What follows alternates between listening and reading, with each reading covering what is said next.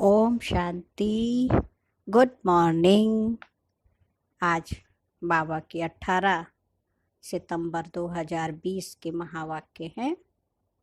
शांति के सागर मीठे बाबा ने कहा, मीठे बच्चे, तुम विश्व में शांति स्थापन करने के निमित्त हो, इसलिए तुम्हें कभी अशांत नहीं होना चाहिए। सारे विश्व में हमें शांति फैलानी, और खुद ही अशांत होंगे तो शांति कैसे फैलाएंगे।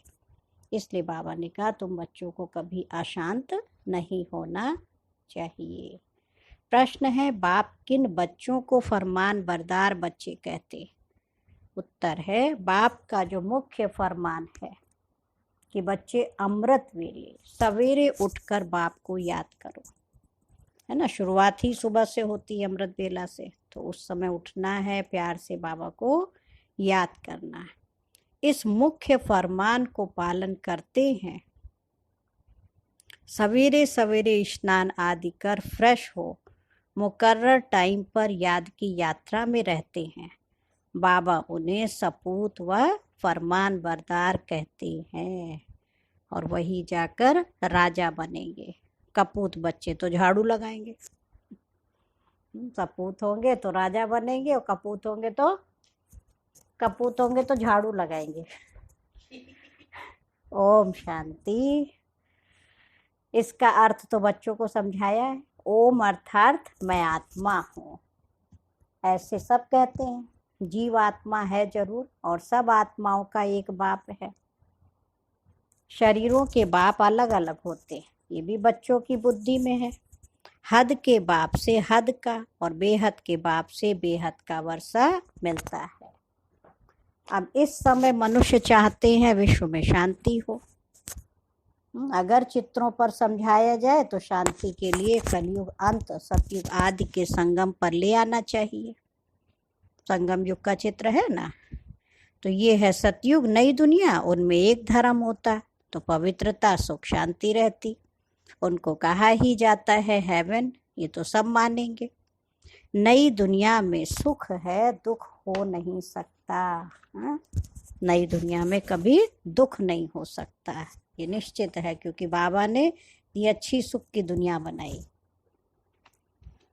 किसको भी समझाना बहुत सहज है। शांति और अशांति की बात यहाँ विश्व पर होती है। यही दुनिया जहाँ शांति और अशांति की बात होती। बाकी निर्वाण धाम जहाँ शांति अशांति का प्रश्न ही नहीं उठ सकता, क्योंकि देह नहीं है, है ना। देह से न्यारे है तो शांति अशांति की बात ही नहीं है। जब देह नीचे है तो पंच तत्वों की तो बहुत सारी बातें भी आती हैं, परिस्थितियाँ आती हैं। तो बच्चे जब भाषण करते हैं तो पहले पहले विश्व में शांति की बात ही उठानी चाहिए। मनुष्य शांति के लिए बहुत प्रयास करते हैं, उनको प्राइज भी मिलती रहती है। वास्तव में इसमें दौड़ा दौड़ी करने की बात ही नहीं है, है? बाबा कह रहे कोई इतना भाग भाग के करने की आवश्यकता नहीं है। बाबा कहते सिर्फ अपने स्वधर्म में टिको तो विकर्म विनाश हो जाएंगे। स्वधर्म में टिकेंगे तो शांति हो जाएगी। तुम हो ही एवर शांत, बाप के बच्चे, है ना। सदा ही शांत रहना, मन भी शांत, बुद्धि भी शांत, हमारे हृदय की गति भी नॉर्मल चले। जब मन बहुत ज़्यादा सोचता है तो देखो हार्ट बीट भी बढ़ जाती है ना। इसलिए हार्ट प्रॉब्लम फिर होने लगती है। तो सब एकदम नॉर्मल चले शांति की स्थिति में। और शांत स्थिर मन ही फिर सही निर्णय भी ले सकता है, और वही सही परख भी सकता है। शांत स्थिर मन ही सही ढंग से सब काम कर सकता है। तो बाबा कह रहे स्वधर्म में टिकेंगे तो शांति हो जाएगी। तुम हो ही एवर शांत, बाप के बच्चे। ये वर्षा उनसे मिलता है, उनको कोई मोक्ष नहीं कहेंगे। मोक्ष तो भगवान को भी नहीं मिल सकता, उनको भी पार्ट बजाने देखो आना ही पड़ता है सृष्टि पर। बच्चे पुकारते हैं तो पर काया प्रवेश करते ब्रह्मातन में आकर के देखो बाबा पार्ट बजाते हैं। भगवान को भी पार्ट में जरूर आना है। कहते हैं कल्प कल्प कल्प के संगम युगे मैं आता हूँ। तो भगवान को भी मोक्ष नहीं तो बच्चे फिर मोक्ष को कैसे पा सकते हैं। यह बातें सारा दिन विचार सागर मंथन करने की हैं। बाप तो तुम बच्चों को ही समझाते हैं। तुम बच्चों को समझाने की प्रैक्टिस जास्ती है। शिव बाबा समझाते हैं, तुम सब ब्राह्मण ही समझते हो। विचार सागर मंथन तुमको करना है। बाबा तो अपने बच्चों को ही समझाते, और बच्चों को बाबा क्या प्रेरित करते, बच्चे सबको समझाओ, जाओ सारी दुनिया को बाबा का संदेश सुनाओ। तो सर्विस पर तो तुम बच्चे हो, तुमको तो बहुत समझाना होता है। दिन रात सर्विस में रहते हैं। म्यूजियम में सारा दिन आते ही रहेंगे। रात्रि को 10-11 तक भी कहाँ आते हैं। सवेरे 4 बजे से भी कहाँ कहाँ सर्विस करने लग पड़ते हैं, है ना। यहाँ तो घर है, जब चाहे तब बैठ सकते हैं। सेंटर्स में तो बाहर से दूर दूर से आते हैं, तो टाइम मुकर्रर रखना पड़ता है। तो बाबा मधुबन के लिए कह रहे, जब वहाँ जाते हैं तो वहीं रह रहे हैं, वही घर है। तो सुबह सुबह 3:30 बजे उठो, बाबा के पास बैठो। और सेंटर्स पे तो नहीं आ सकते भाई, उसमें टाइम फिक्स रखना पड़ता है। इतनी दूर से आए तो जमाना भी नहीं सही जो ऐसे हम बेटाइम पहुँचे। तो बाबा कह रहे मधुबन में आए हैं तो उसका लाभ ले लेना चाहिए। यहाँ तो कोई भी टाइम बच्चे उठ सकते, परंतु ऐसे टाइम तो नहीं पढ़ना है जो बच्चे उठें और झुटका खाएं। इसलिए सवेरे का टाइम रखा जाता है।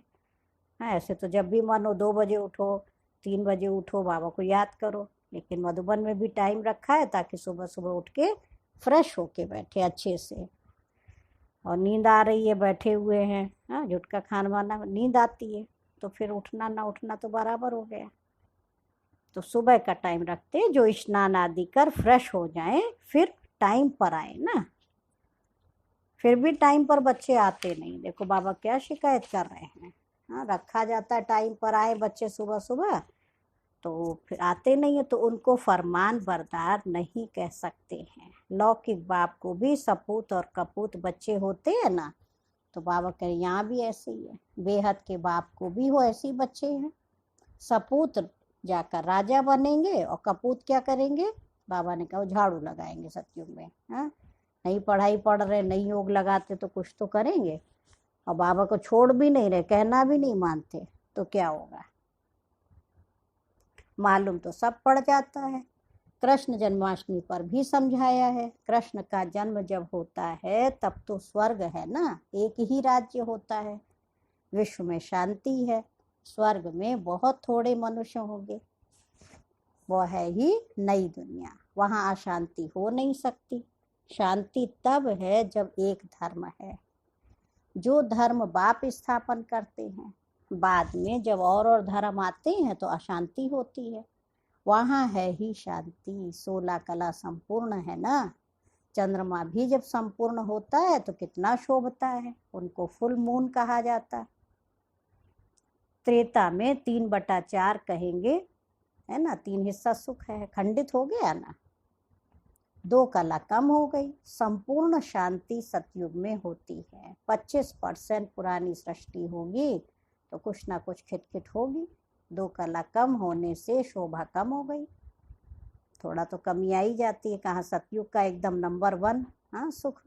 स्वर्ग में बिल्कुल शांति, नरक में है बिल्कुल अशांति। यह समय है जब मनुष्य विश्व में शांति चाहते हैं। इनसे आगे ये आवाज नहीं था कि विश्व में शांति हो, है ना। अभी आवाज निकला है क्योंकि अब विश्व में शांति हो रही है। आत्मा चाहती है कि विश्व में शांति होनी चाहिए। मनुष्य तो देह अभिमान में होने के कारण सिर्फ कहते रहते हैं शांति हो। 84 जन्म पूरे हुए हैं, यह बाप ही आकर बच्चों को समझाते हैं, बाप को ही याद करते हैं। वह कभी किस रूप में आकर स्वर्ग की स्थापना करेंगे, उनका नाम ही है हेवनली गॉड फादर। ये किसको भी पता नहीं है। हेवन कैसे रचते हैं, श्री कृष्ण तो रच न सके, उनको कहा ही जाता है देवता। मनुष्य देवताओं को नमन करते हैं, उनमें दैवी गुण है इसलिए देवता कहा जाता है। अच्छे गुण वाले को कहते हैं ना, ये तो जैसे देवता है। और लड़ने झगड़ने वाले को क्या कहेंगे, ये तो जैसे असुर है। बच्चे जानते हैं हम बेहद के बाप के सामने बैठे हैं, तो बच्चों की चलन कितनी अच्छी होनी चाहिए। अज्ञान काल में भी बाप को देखा हुआ है, 6-7 कुटुंब इकट्ठे रहते हैं, एकदम चीरखंड होकर चलते हैं। कहाँ तो घर में सिर्फ 2 होंगे तो भी लड़ते झगड़ते रहेंगे। और सतयुग में देखो कई घरों में आज भी देखो अच्छे से रहते हैं, एकदम चीरखंड होकर रहते हैं ना। बाबा कह रहे तुम तो हो ईश्वरीय संतान, बहुत बहुत चीरखंड होकर रहना है। क्षीर माने दूध और खांड माने चीनी। तो जैसे दूध चीनी मिला लो तो अच्छा लगता पीने में, और नमक पानी लून पानी तो नहीं किसी को आप ऑफर करेंगे। तो बाबा कह रहे सतयुग में चीरखंड होकर रहते हैं। सतयुग में चीरखंड होते हैं, और यहाँ चीरखंड होना तुम बच्चे सीखते हो, तो बहुत प्यार से रहना चाहिए। बाप कहते अंदर में जांच करो, हमने कोई विकर्म तो नहीं किया, किसको दुख तो नहीं दिया। ऐसे कोई बैठकर अपने को जांचते नहीं है, ये बड़ी समझ की बात है। तुम बच्चे हो विश्व में शांति स्थापन करने वाले। अगर घर में ही अशांति करने वाले होंगे तो शांति फिर कैसे करेंगे। लौकिक बाप का बच्चा तंग करता है तो बाप क्या कहेगा, अरे ये तो मुआ भला, इससे तो नहीं पैदा होता तो अच्छा रहता है। कोई ऐसी आदत पड़ जाती है जो पक्की हो जाती है ना। ये समझ नहीं रहती है कि हम तो बेहद के बाप के बच्चे हैं, हमको तो विश्व में शांति स्थापन करनी है। शिव बाबा के बच्चे हो, अगर अशांत होते हो तो शिव बाबा के पास आओ। हाँ, बाबा करे वो तो हीरा है ना, तो बाबा के पास आओ तो वो झट तुमको युक्ति बताएंगे, ऐसे शांति हो सकती है, शांति का प्रबंध देंगे। ऐसे बहुत है चलन, दैवी घराने जैसी नहीं है। तुम अब तैयार होते हो गुलगुल दुनिया में जाने के लिए। ये है ही गंदी दुनिया, वैश्यालय, इनसे तो नफरत आनी चाहिए। विश्व में शांति होगी तो नई दुनिया में संगम पर हो नहीं सकती। यहाँ शांत बनने का पुरुषार्थ करते हैं, है ना, मेहनत कर रहे हैं, बाकी पूरी शांति अभी है नहीं। पूरा पुरुषार्थ नहीं करते फिर सजा खानी पड़ेगी। मेरे साथ धर्मराज भी है, बाबा क्या कहते हैं। हाँ, फिर बाबा दिखाएगा, देखो इनके द्वारा समझाया और तुमने नहीं माना, तो उस घड़ी क्या होगा, फिर कुछ कर नहीं सकते। इसलिए बाबा बच्चों को पहले से ही आगाह करते, बच्चे अभी बाप की बात मान लो, पुरुषार्थ कर लो, है ना।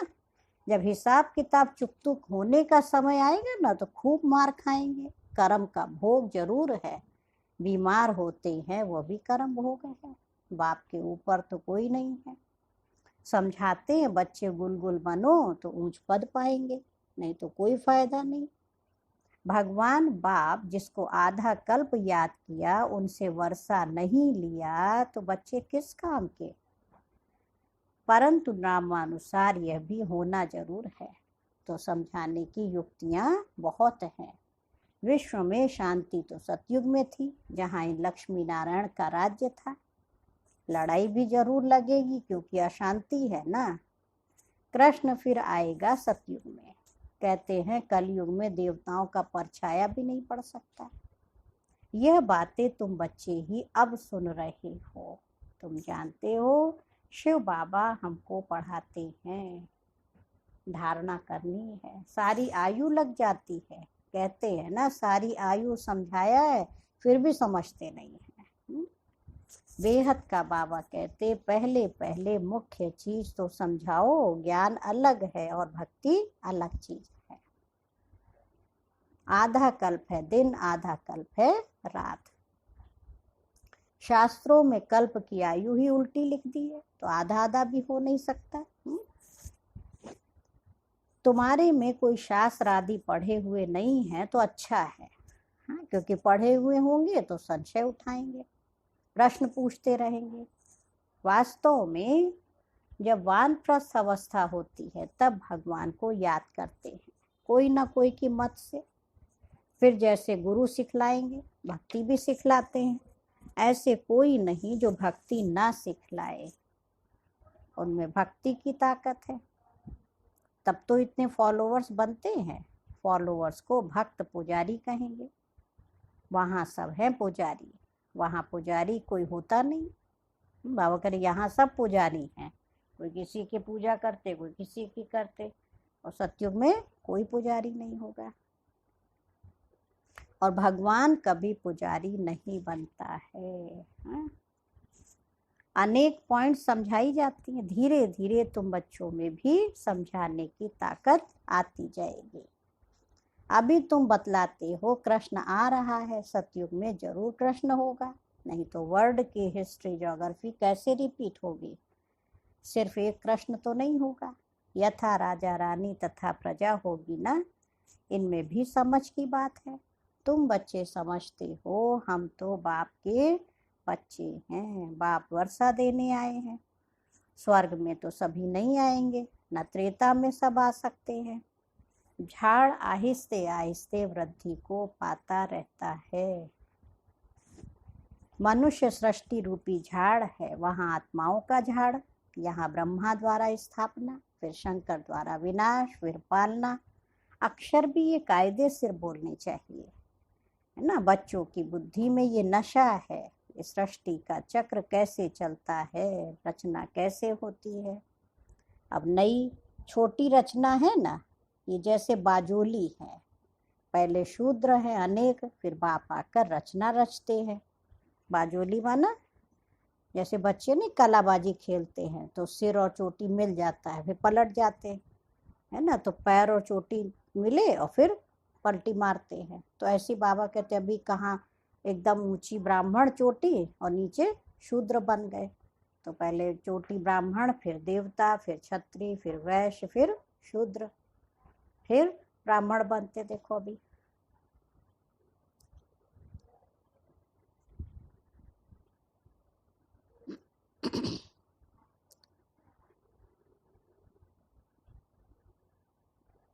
तो बाबा कह रहे ब्राह्मणों का युग बहुत छोटा होता है ना। पहले शूद्र है अनेक, फिर बाप आकर रचना रचते ब्रह्मा द्वारा ब्राह्मणों की।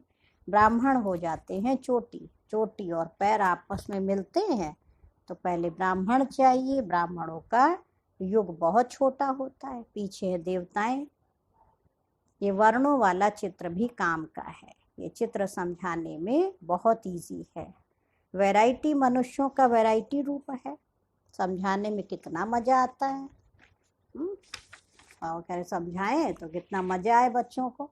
ब्राह्मण तब, बाबा कह रहे ब्राह्मण जब हैं तो सब धर्म है। शूद्रों से ब्राह्मणों का सैपलिंग लगता है ना। शूद्र माना जो दैहिक बुद्धि, बॉडी कॉन्शियस में रहते, उनको बाबा क्या कहते हैं, शूद्र बुद्धि। और जो सोल कॉन्शियस है वो ब्राह्मण संप्रदाय। मनुष्य तो झाड़ के सैपलिंग लगाते रहते हैं, बाप भी सैपलिंग लगाते हैं। नहीं वृक्षारोपण करेंगे तो वो झाड़ लगा रहे हैं, और बाबा कौन सी सैपलिंग लगा रहे हैं, देवी देवता धर्म की, चैतन्य फूलों की सैपलिंग।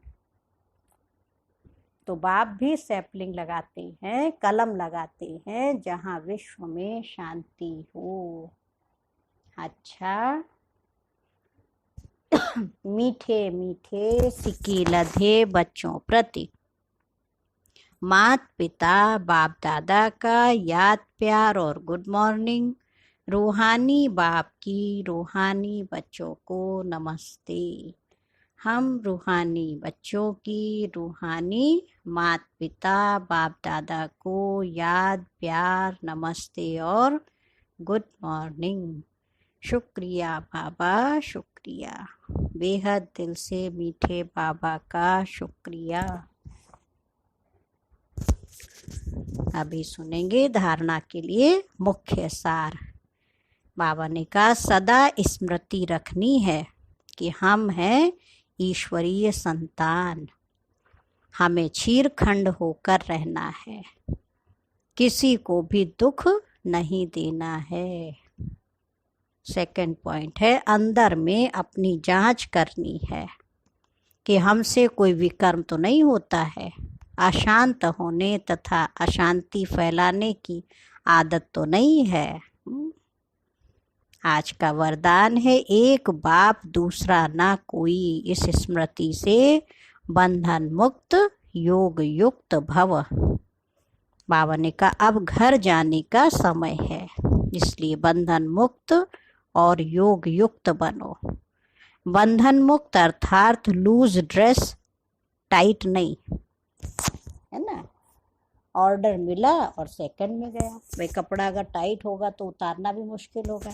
तो देह अभिमान का, बॉडी कॉन्शियस का, है ना। बाबा कहते हैं ड्रेस को बार बार बुद्धि से भूलो, फिर से बाबा को याद करो। तो ऐसे बंधन मुक्त योग युक्त स्थिति का वरदान प्राप्त करने के लिए सदा यह वायदा स्मृति में रहे कि एक बाप दूसरा ना कोई, क्योंकि घर जाने के लिए व सतयुगी राज्य में आने के लिए इस पुराने शरीर को छोड़ना पड़ेगा। तो चेक करो, ऐसे एवर रेडी बने हैं या अभी तक कुछ रस्सियां बंधी हुई हैं। यह पुराना चोला टाइट तो नहीं है, ये अपनी चेकिंग खुद ही करो। और आज का स्लोगन है, व्यर्थ संकल्प रूपी एक्स्ट्रा भोजन नहीं करो, है ना। जैसे वो भोजन के लिए क्या कहेंगे, वो ओवर ईटिंग नहीं करेंगे, नहीं मोटे हो जाएंगे। तो बाबा कह रहे यहाँ भी व्यर्थ संकल्प रूपी एक्स्ट्रा भोजन नहीं करो, नहीं तो मोटेपन की बीमारियों से बाबा ने कहा अगर व्यर्थ संकल्पों का एक्स्ट्रा भोजन नहीं करो तो मोटेपन की बीमारियों से बच जाएंगे, है ना। बुद्धि मोटी हो जाती है, व्यर्थ कितना सोचते हैं तो कुछ काम ही नहीं करती बुद्धि, तो उससे बच जाएंगे। और आज का स्वमान भी है, मैं आत्मा बंधन मुक्त योग युक्त हूँ। अच्छा, ओम शांति, ओम शांति, ओम शांति।